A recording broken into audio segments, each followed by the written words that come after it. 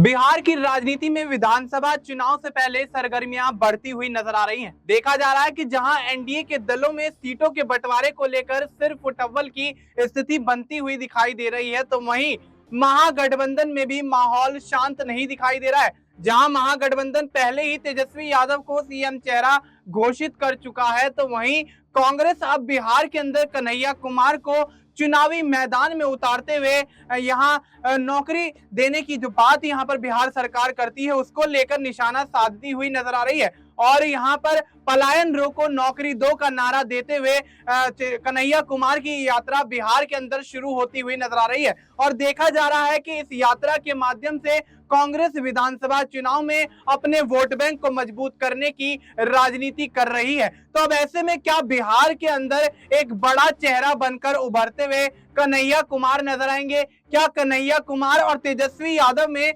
महागठबंधन के अंदर आने वाले समय में विधानसभा चुनाव से पहले ही सीएम चेहरे को लेकर एक होड़ मचती हुई नजर आएगी? क्या दोनों का आपसी जो संबंध है वो बिगड़ता हुआ नजर आएगा? क्या एनडीए की तरह महागठबंधन में भी बड़ी बगावत छिड़ेगी? इन तमाम मुद्दों पर आज विस्तार से चर्चा करेंगे हमारे सहयोगी अमन सर के साथ। सर, बहुत बहुत स्वागत है आपका। सर, किस तरह से देखते हैं बिहार के अंदर जहां एनडीए खेमे में सीटों के बंटवारे को लेकर और तमाम बड़े विभागों को लेकर अभी से ही बिहार विधानसभा चुनाव से पहले घमासान मच रहा है, तो अब कहीं ना कहीं बिहार के अंदर पलायन रोको नौकरी दो यात्रा के माध्यम से कांग्रेस ने कन्हैया कुमार को मैदान में उतार दिया है, जिसके माध्यम से कन्हैया कुमार नीतीश कुमार की सरकार की नाकामियों को गिनवाते हुए कांग्रेस की जीत को सुनिश्चित करने के लिए अथक प्रयास करते हुए नजर आ रहे हैं। तो क्या लगता है, क्या यहाँ कन्हैया कुमार की यात्रा कहीं ना कहीं आरजेडी पर ही भारी पड़ जाएगी? देखिए, बिल्कुल बड़ा इंटरेस्टिंग चुनाव होता चला जा रहा है बिहार के नज़र से अगर देखें, क्योंकि चुनाव होने में अभी 5-6 महीने का वक्त बाकी है, लेकिन उससे पहले की चुनावी रणनीतियां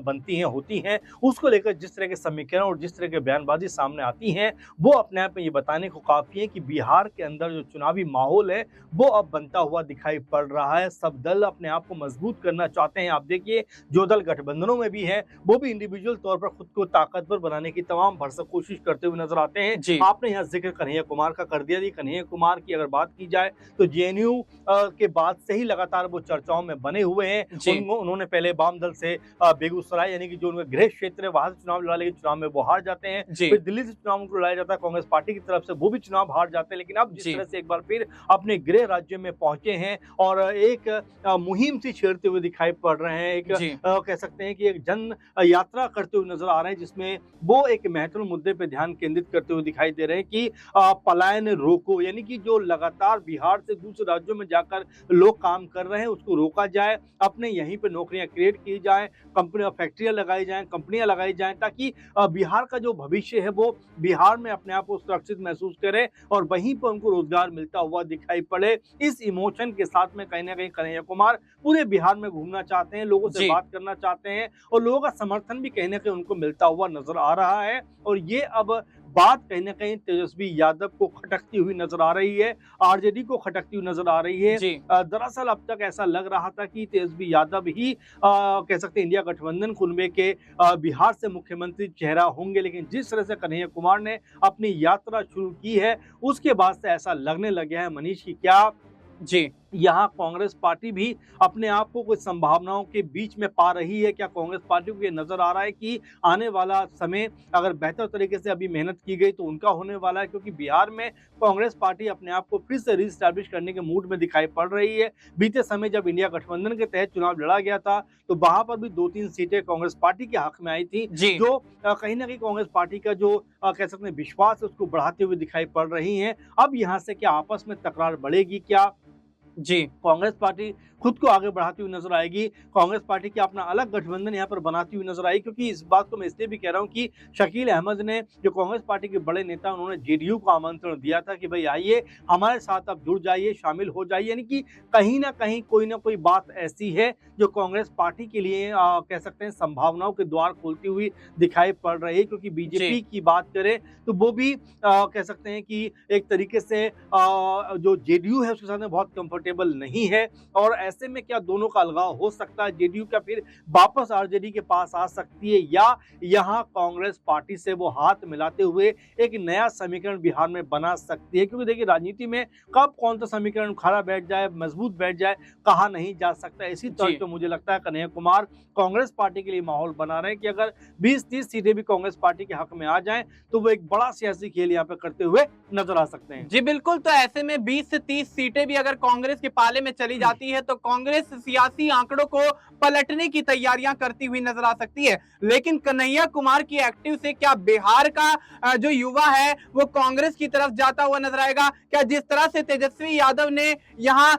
तमाम चुनावों में जो आरजेडी की साख को बनाए रखा है और युवाओं को जो साधने का प्रयास किया है, क्या उनका प्रयास कहीं ना कहीं विफल होता हुआ नजर आएगा? क्या कन्हैया कुमार की एंट्री से बिहार के अंदर तेजस्वी यादव की कड़ी कराई मेहनत पर पानी फिरता हुआ नजर आएगा? सर, इसी से जुड़ा अगला सवाल लेना चाहेंगे।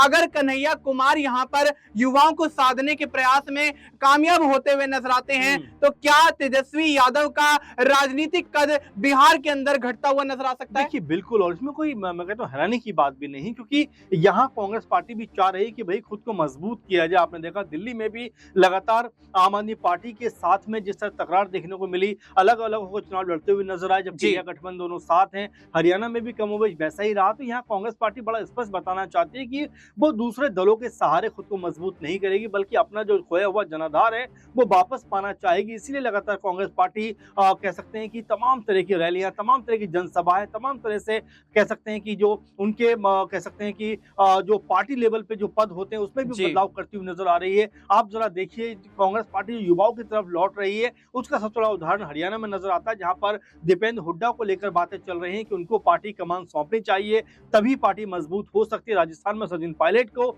लेकर लगातार चर्चा है। वहीं अगर बिहार की बात करें तो कन्हैया कुमार के ऊपर दांव खेलने जा रही है। यानी कि कांग्रेस पार्टी को भी समझ में आ रहा है कि जब तक युवाओं को मौका नहीं दिया जाएगा, पार्टी की जो स्थिति है वो जस की तस रहने वाली है। इसीलिए कांग्रेस पार्टी ने कन्हैया कुमार से कहा कि भाई आप बिहार में रहिए, बिहार में लगातार जनसभाएं कीजिए, रैलियां कीजिए, लोगों के साथ में पदयात्राएं करिए, ताकि पार्टी को यहाँ पर कहीं ना कहीं बढ़त मिलती हुई नजर आए, कहीं ना कहीं एक जो खोया हुआ जनाधार है वो उसकी वापसी होती हुई नजर आए। अगर ऐसा होता है तो कांग्रेस पार्टी भी एक विकल्प बनकर उभरती हुई नजर आ सकती है। जी बिल्कुल, तो ऐसे में कन्हैया कुमार के अथक प्रयासों से कांग्रेस अपनी सियासी जमीन को तलाशने की कोशिशें शुरू कर चुकी है। अब देखना यही होगा कि क्या कन्हैया कुमार की बिहार में एंट्री और यहाँ पर तमाम जो यात्राएं वो करते हुए नजर आ रहे हैं, जिस तरह से नीतीश कुमार की सरकार पर हमला बोलते हुए नजर आ रहे हैं, क्या उनके ये तमाम प्रयास यहाँ बिहार विधानसभा चुनाव में कांग्रेस के लिए अवसर को यहाँ पर तलाशते हुए नजर आएंगे? क्या कांग्रेस का सियासी जनाधार बिहार विधानसभा चुनाव से पहले बिहार के अंदर बढ़ता हुआ नजर आएगा? क्या कांग्रेस के कन्हैया कुमार बिहार विधानसभा चुनाव से पहले आरजेडी की मुश्किल बढ़ाते हुए नजर आएंगे? और एनडीए के तमाम सहयोगी दलों का क्या कुछ रुख रहेगा कन्हैया कुमार की इस यात्रा से?